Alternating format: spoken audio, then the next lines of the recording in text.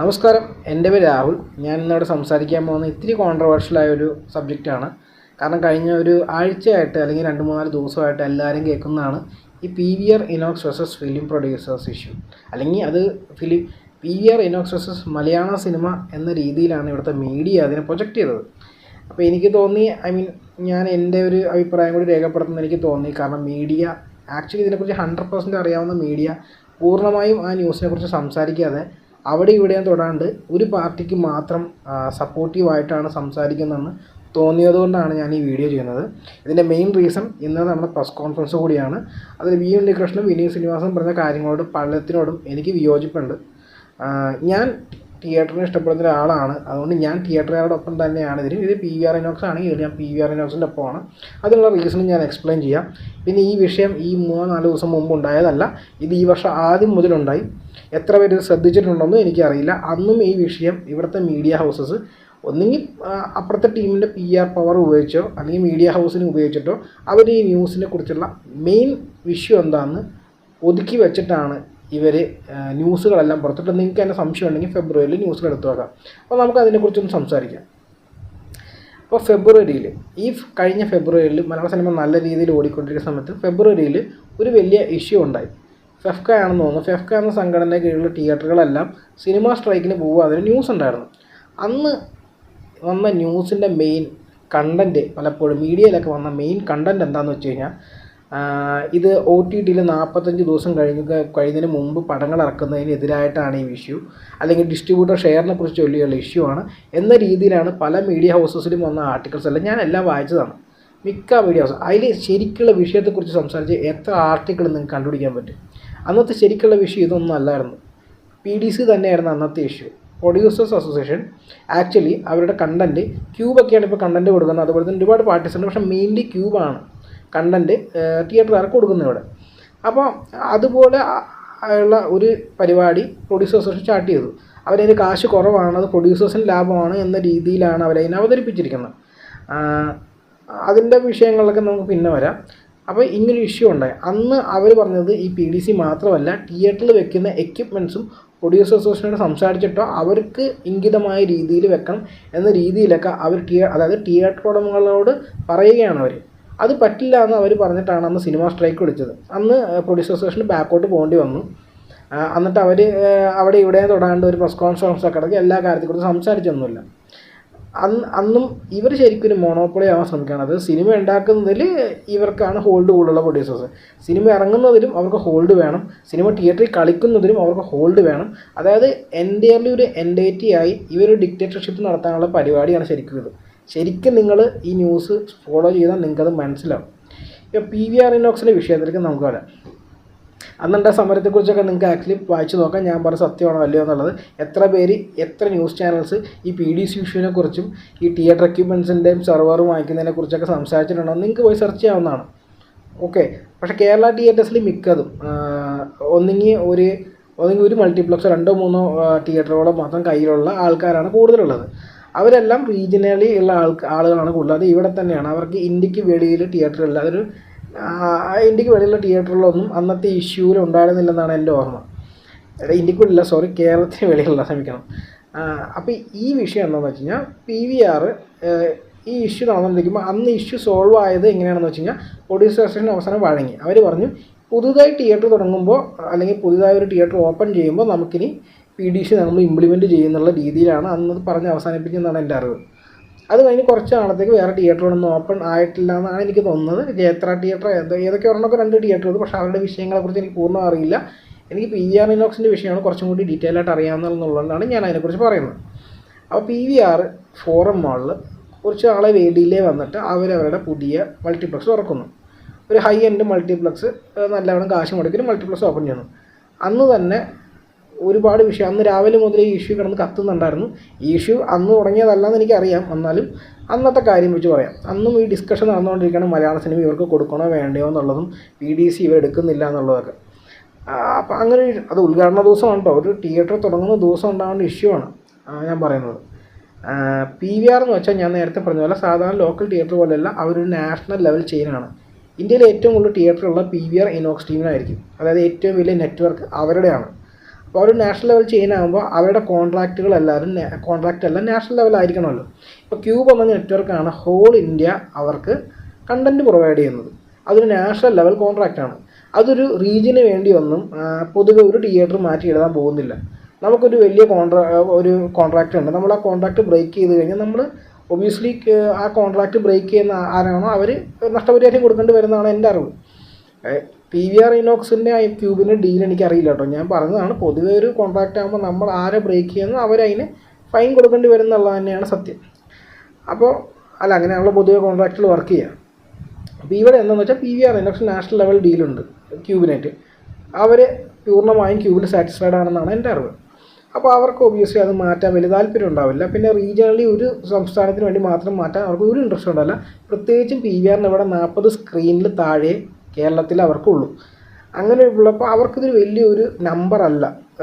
കേരളത്തിൽ നിന്ന് കിട്ടുന്ന നമ്പർ എന്ന് വെച്ചാൽ ഭയങ്കര വലുതല്ല. 5% ചിലപ്പോൾ താഴെയായിരിക്കും അവർക്ക് മലയാള സിനിമ എന്നുള്ള റവന്യൂ തന്നെ. അപ്പോൾ അവർക്ക് എത്രമാത്രം റീജിയണലി ഇവർ പറയുന്നത് അനുസരിക്കാൻ താല്പര്യം ഉണ്ടാവില്ല. പിന്നെ മാത്രമല്ല അവർ കോൺട്രാക്റ്റ് ഒബ്ലൈജറാണ്, കോൺട്രാക്റ്റ് കൊടുക്കാൻ അവർക്ക് താല്പര്യം ഉണ്ടാവില്ല. പക്ഷേ അന്നത്തെ ദിവസം നമ്മുടെ ചർച്ചകളിൽ PDC ഇൻട്രൊഡ്യൂസ് ചെയ്യാൻ പ്രൊഡ്യൂസേഴ്സ് ഭയങ്കരമായിട്ട് പുഷ് ചെയ്തു. ഞങ്ങൾ വിട്ടു കൊടുക്കില്ല എന്ന രീതിയിൽ അവർ പറഞ്ഞത്. അവർ പറഞ്ഞ വിഷയം എന്ന് വെച്ച് കഴിഞ്ഞാൽ ക്യൂബ് വഴി അവർ സിനിമ പ്ലേ ചെയ്യുമ്പോൾ 14,000 14,000 ആ റേഞ്ചിലാണ് അവർക്ക് കണ്ടൻറ്റ് പ്രൊവൈഡ് ചെയ്യാൻ വേണ്ടി ക്യൂബിന് അവർ കൊടുക്കേണ്ട എമൗണ്ട്. എനിക്ക് ഈ എമൗണ്ട് കൃത്യം അറിയില്ല, നല്ല വലിയ എമൗണ്ട് തന്നെയാണെന്നുള്ള ഈ എമൗണ്ട് തന്നെയാണെന്ന് എനിക്ക് കേട്ടത്. എനിക്ക് ഒരുപാട് റിപ്ലൈസ് തന്നിട്ടുണ്ടായി ട്വിറ്ററിൽ, ഇതാണ് എമൗണ്ട് എന്നുള്ള രീതിയിൽ.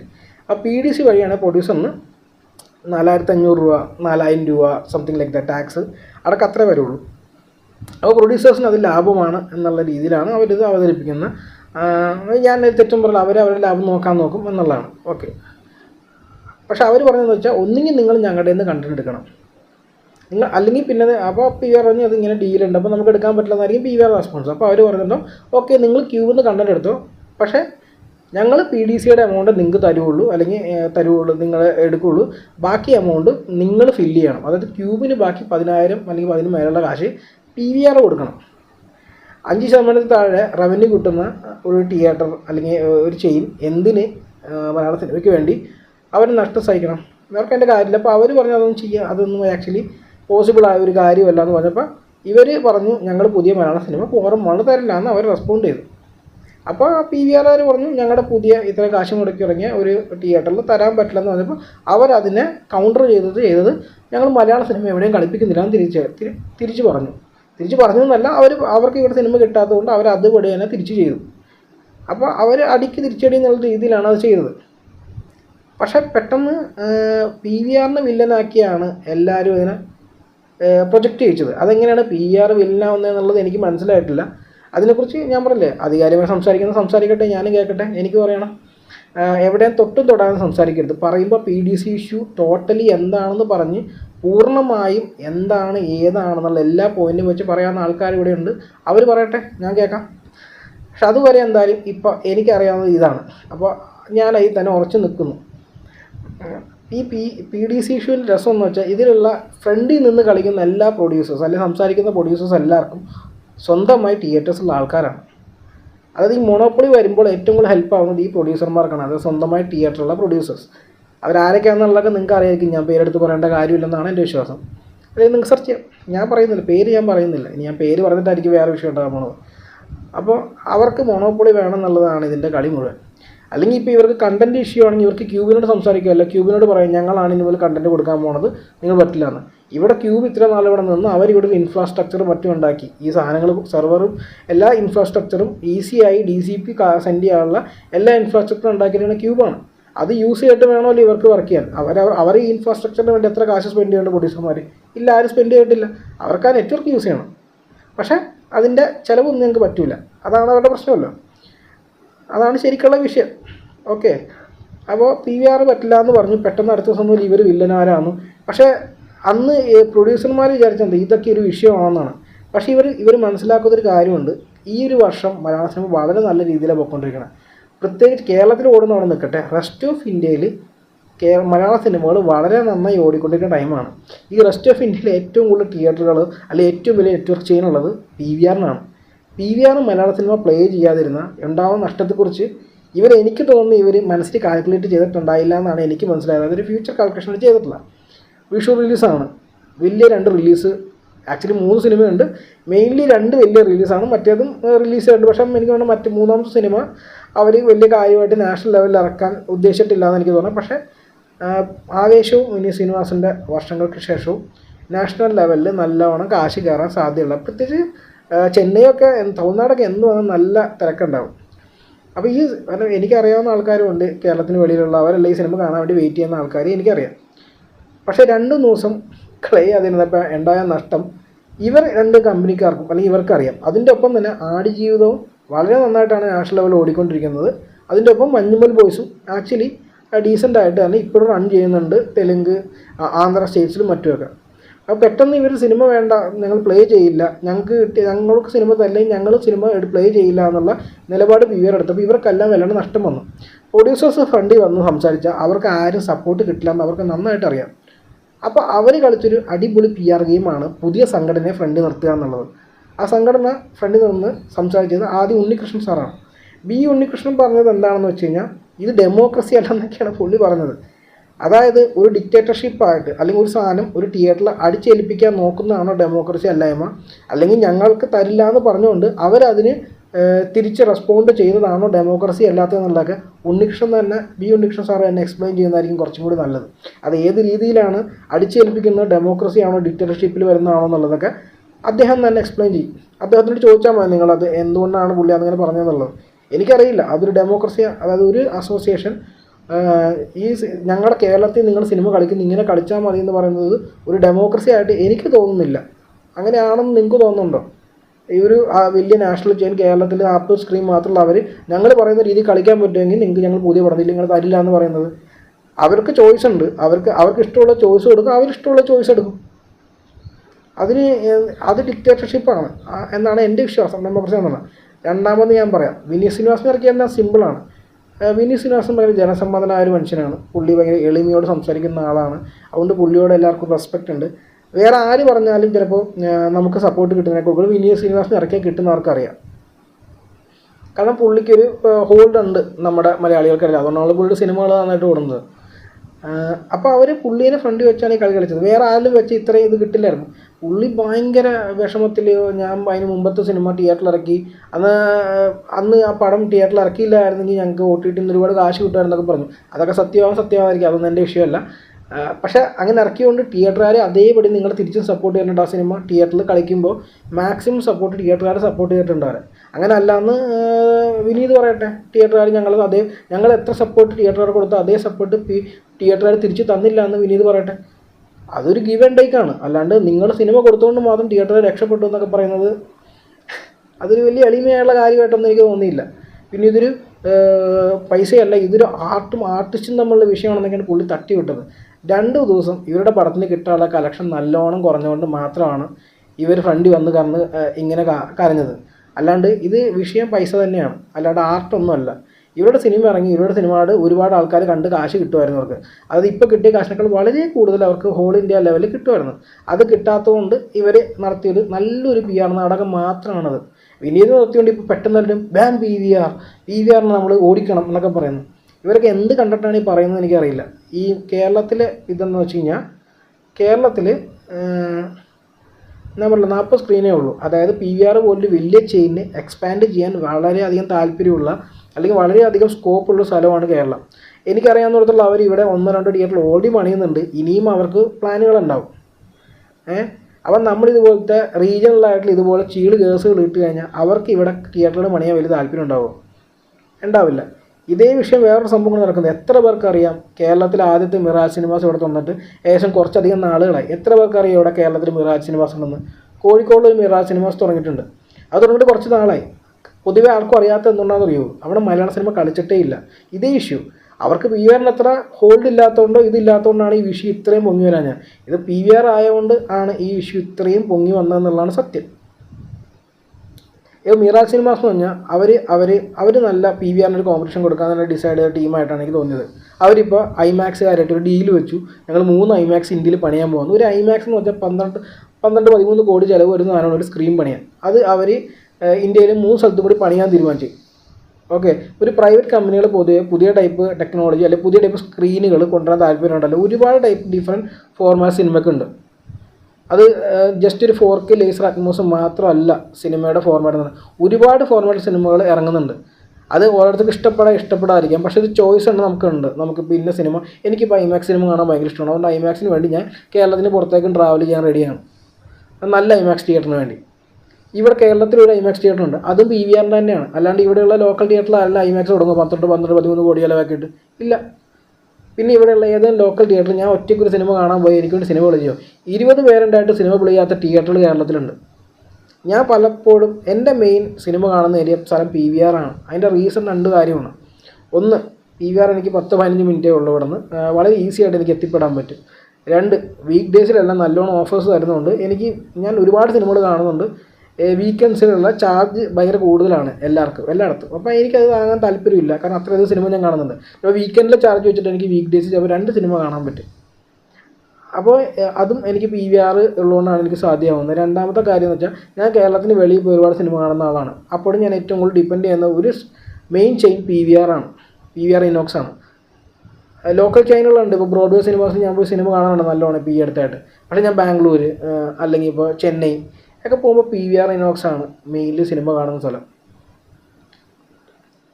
അപ്പോൾ പിന്നെ മാത്രമല്ല, ഇപ്പോൾ ചില സിനിമകളൊന്നും നമ്മുടെ അടുത്ത് സാധാരണ തിയേറ്ററുകാർ എടുക്കുക പോലുമില്ല.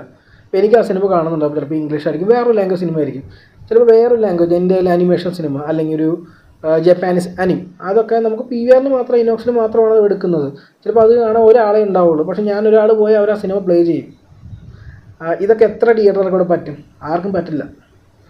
അപ്പോൾ ഇതുപോലത്തെ ഒരു ചെയിൻ അല്ലെങ്കിൽ മിറാജ് സിനിമാസ് ഇപ്പോൾ ഗ്രോ ചെയ്യാൻ ഉദ്ദേശിക്കുന്ന മിറാജ് സിനിമാസും അല്ലെങ്കിൽ ഇപ്പോൾ PVR വേൾഡ് ചെയിൻ പറയുകയാണ്.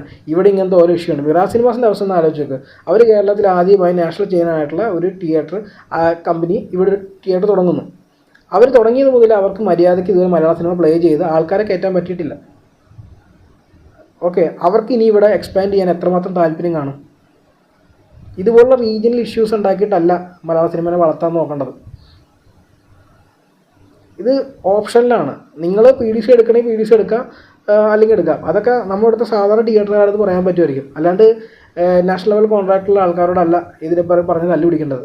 ഇത് ഒരുപാട് പേര് ഇൻവോൾവ് ആയിട്ടാണ് ഇഷ്യൂ ഇങ്ങനെ ആയെന്ന് എനിക്കറിയാം, ഇഷ്യൂ സോൾവ് ആകാൻ നോക്കുന്നതെന്ന് എനിക്കറിയാം. അതിന് ആൾക്കാരുടെ സപ്പോർട്ട് കിട്ടാൻ വേണ്ടി വിനീത് ശ്രീനിവാസനെ മറ്റും ഇറക്കി വേറൊരു കളി. ശരിക്കുള്ള വിഷയം എന്താണ് നിങ്ങളാരും സംസാരിക്കാതെ? എനിക്കും കേൾക്കാൻ താല്പര്യമുണ്ട്. ഫുൾ വിഷയം എന്താണെന്ന് എനിക്കും അറിയില്ല, എനിക്കിത്ര അറിയുള്ളൂ ഇതിനെക്കുറിച്ച്. നിങ്ങൾ പറയാം, ആദ്യം മുതൽ പറയാം, എന്താണ് PDC ഇഷ്യൂ? PDC എന്തുകൊണ്ട് ഇങ്ങനെ ഇവർ ഇംപ്ലിമെൻറ്റ് ചെയ്യാൻ ശ്രമിക്കുന്നില്ല? എന്തുകൊണ്ട് PVRൻ്റെയും പ്രൊഡ്യൂസേഴ്സ് അസോസിയേഷൻ രണ്ടുപേരും സൈഡ് പറഞ്ഞ് എന്തുകൊണ്ട് ഒരു മീഡിയ ഹൗസ് ഇതിനെക്കുറിച്ച് ഫുൾ ഡീറ്റെയിൽ ആയിട്ടൊരു വീഡിയോ ഇറക്കും? ഞങ്ങൾ കാണാം, ഞങ്ങൾ മനസ്സിലാക്കട്ടെ.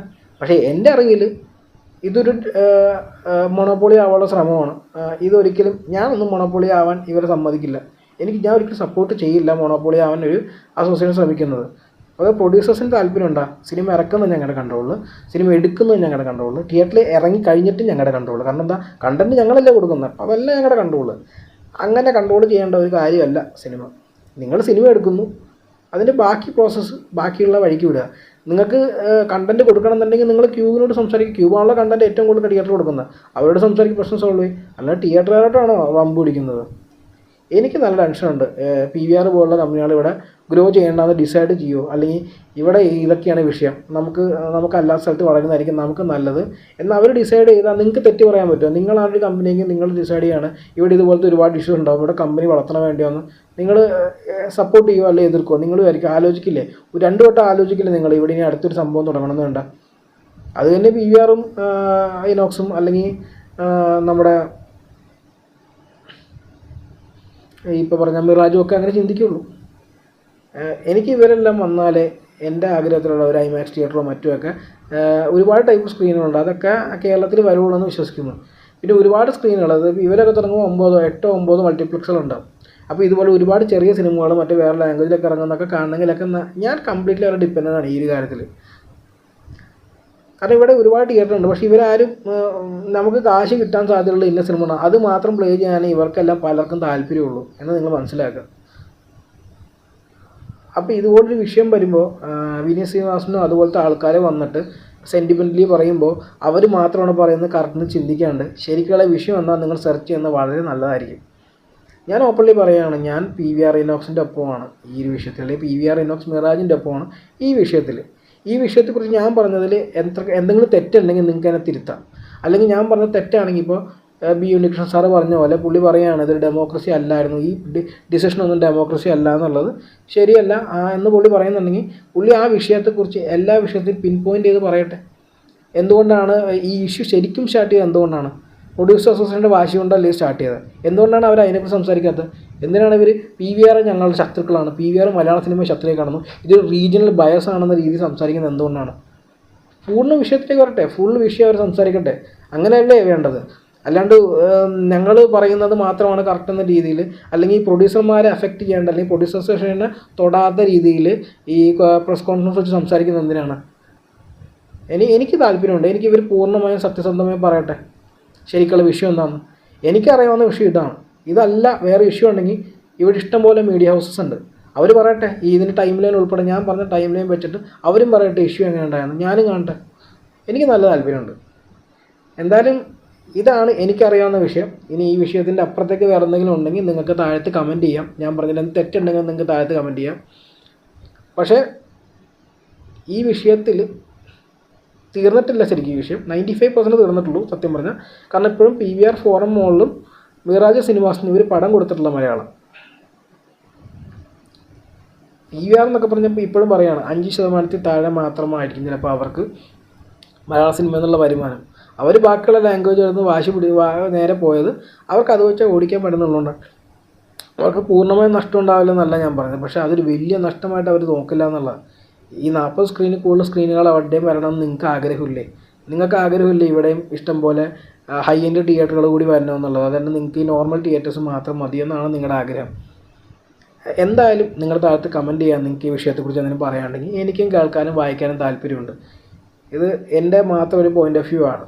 നിങ്ങൾക്ക് വേറെ ഉണ്ടെങ്കിൽ ഞാൻ പറഞ്ഞല്ലോ എനിക്ക് കേൾക്കാൻ താല്പര്യമുണ്ട്. എന്തായാലും ഇത്ര നേരം ഈ വീഡിയോ കണ്ടത് നന്ദി. നമുക്കിനി അടുത്ത വീഡിയോയിൽ അടുത്ത തിയേറ്ററിനെ കുറിച്ച് നമുക്ക് ഒരു വീഡിയോ ചെയ്യുമ്പോൾ കാണാം. Bye bye.